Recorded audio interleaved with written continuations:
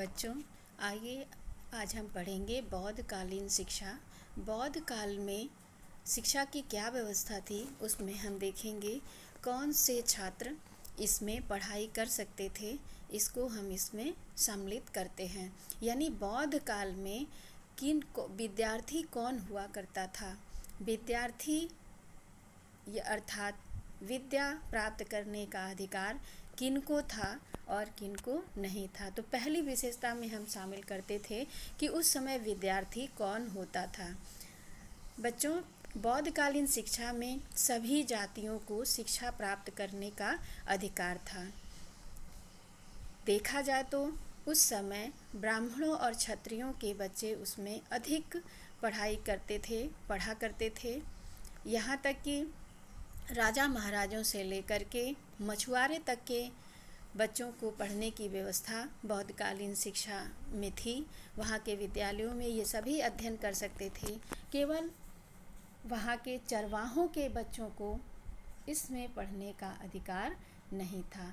तो इस तरह से अगर देखा जाए, बौद्धकालीन शिक्षा की व्यवस्था में सभी जातियों को पढ़ने का अधिकार समान रूप से था।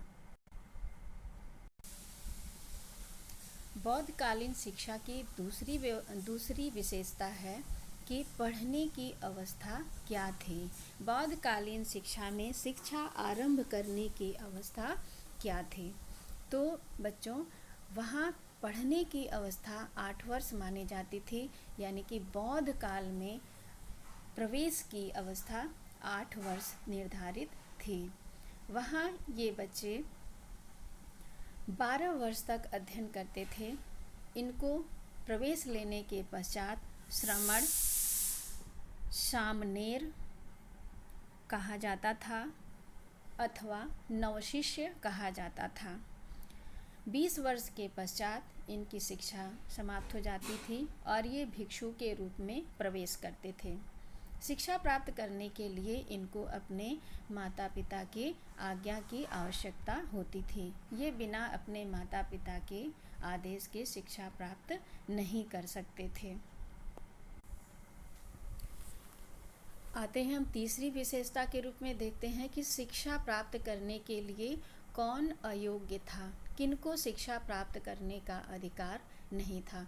बौद्धकालीन शिक्षा में सभी जातियों को समान रूप से शिक्षा प्राप्त करने का अधिकार था, परंतु कुछ ऐसे छात्र, कुछ ऐसे व्यक्ति जिनको शिक्षा प्राप्त करने का अधिकार नहीं था, वो थे या तो वो राजा के वहाँ जो नौकरी करता था वो शिक्षा